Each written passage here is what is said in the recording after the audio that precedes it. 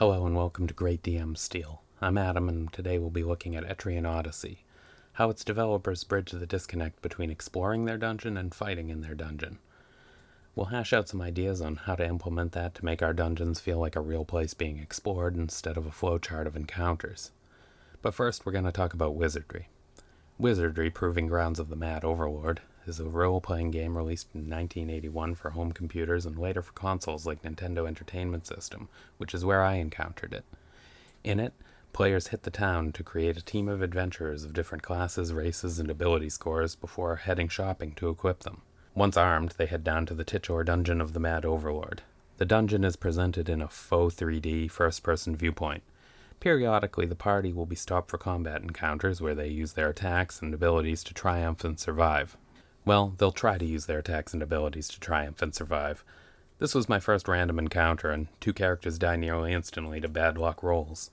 Even though my thief was dead, I was desperate to get the gold to try resurrecting my dead party members, and tried opening it without any trap-binding expertise. It exploded. With half the party dead and the rest at 4 hit points, I tried to limp back into town. Say what you will about Wizardry, but it really captures that old-school Dungeons & Dragons feel. Etrian Odyssey is a role-playing game released in 2007 for the Nintendo DS. In it, a group of anime children is sent into a giant tree to die. I'm kidding, a little bit. In it, players hit the town to create a team of adventurers of different classes and skills, before realizing that the game is pretty streamlined and you don't have to go buy your fighter a sword. Once organized, they head into the dungeon inside the Great Tree Yggdrasil. The dungeon is presented in a real 3D first-person viewpoint. Periodically, the party will be stopped for combat encounters, where they will be beaten to death by a giant enemy crab. Seriously, this is like the first encounter again, and this crab kills somebody before my folks get their turn. Just brutal. I wouldn't say that the game is really brutally difficult. Instead, I'd say they challenge you to modify your expectations of success. You aren't going to be clearing the dungeon's floors with flawless runs. You'll be pushing inch by inch farther in, and barely limping back to tell the tale. That's okay. One thing you might have noticed is that the 2 big game systems, walking around the dungeon and fighting a combat encounter in the dungeon, are pretty strongly separate. Where you are in the dungeon doesn't impact what happens in the fight, only what you initially encounter. It's something we can fall into when playing Dungeons & Dragons too, making our dungeons feel like a disconnected flowchart of encounters. Combats, traps, and treasures in separate rooms and corridors between them, instead of a real place that's being explored by real adventurers.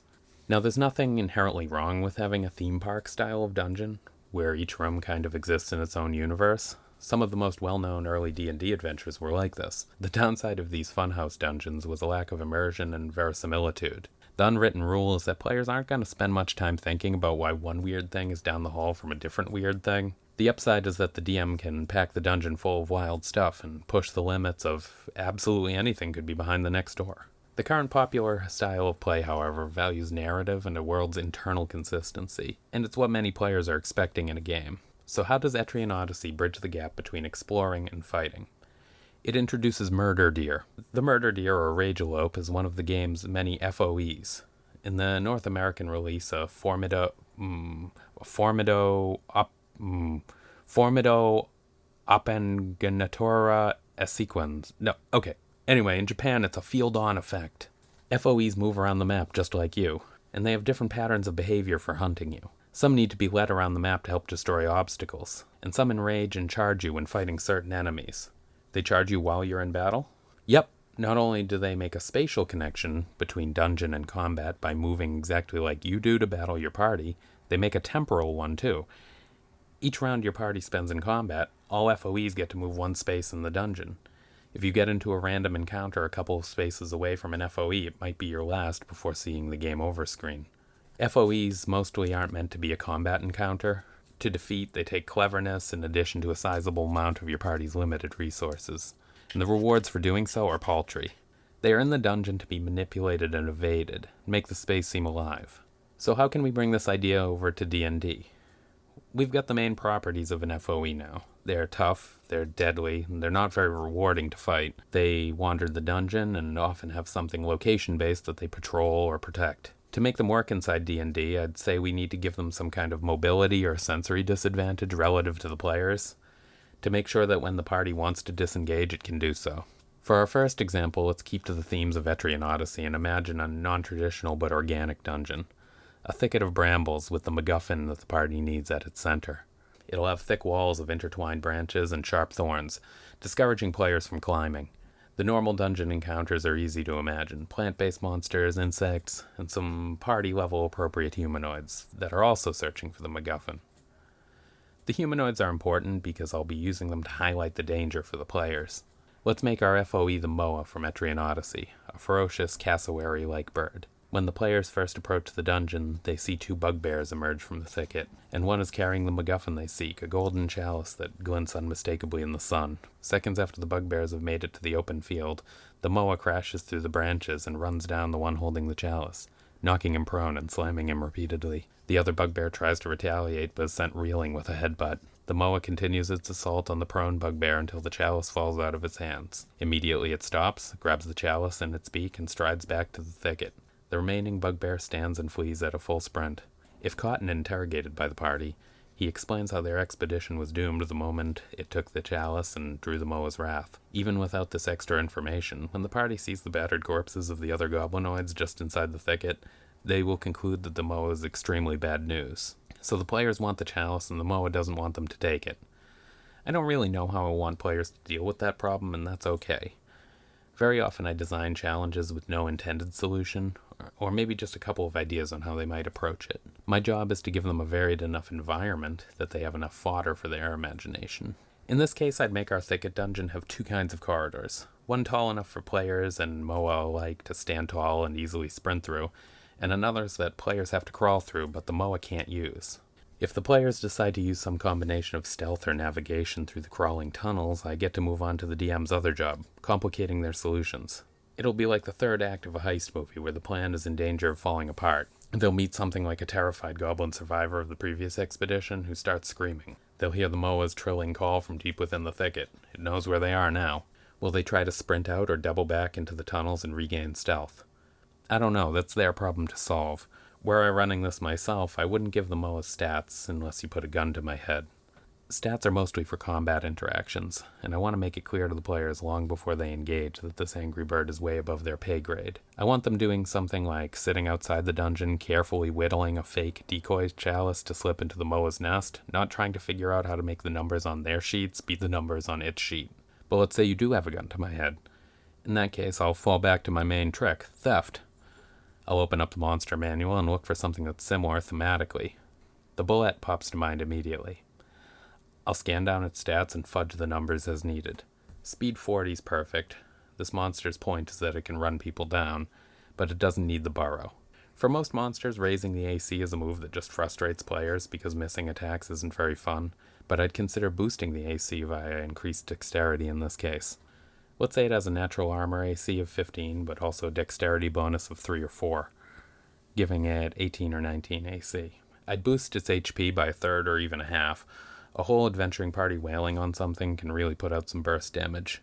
We'll get rid of the extra senses. The PCs might want to use the cover of Twilight.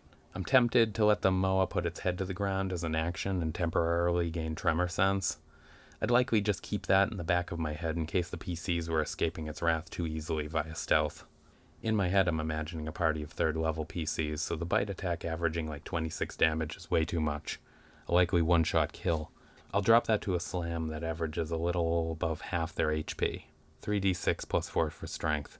Deadly Leap was exactly the feature of the bullet that caused me to think of it, so we're absolutely keeping that but making it less deadly. The charging Moa still gets to force a save, with the character being knocked prone on failure, but I'm taking away the damage that would be massive to a level 3 character.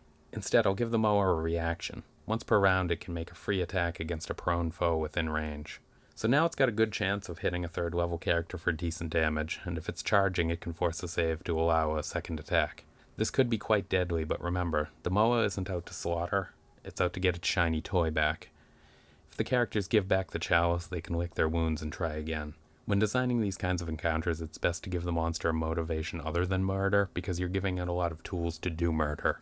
Right now I'm managing the last week of my Kickstarter project, but after it's done I'll write up the Moa, map the thicket, and design a short adventure around it and release it for free on my Patreon. The Moa represents an environmental hazard that's strongly related to the character's goal, get the chalice.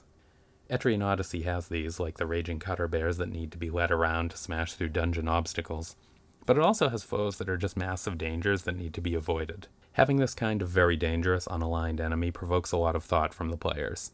Where is it now? How can it sense us? Can we use it against our enemies? Imagine sewers with a truly terrible monster lurking in the waters. Whatever noise is made near the edge of the water, tentacles lash out and grab and pull anything they can grasp into the dark waters. Now, the other monsters in the dungeon will be aware of this, because if they weren't aware of it, they'd have been eaten already.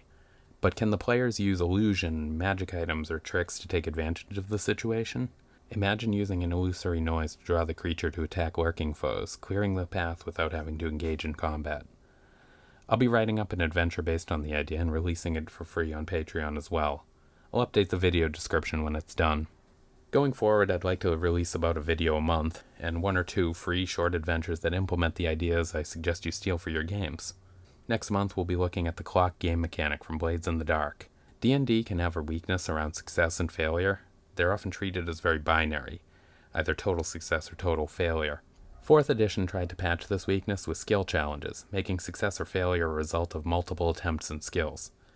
I think clocks work even better. They're easier to explain, and I think they make more sense in the game's narrative. I'll see you next month when we check it out.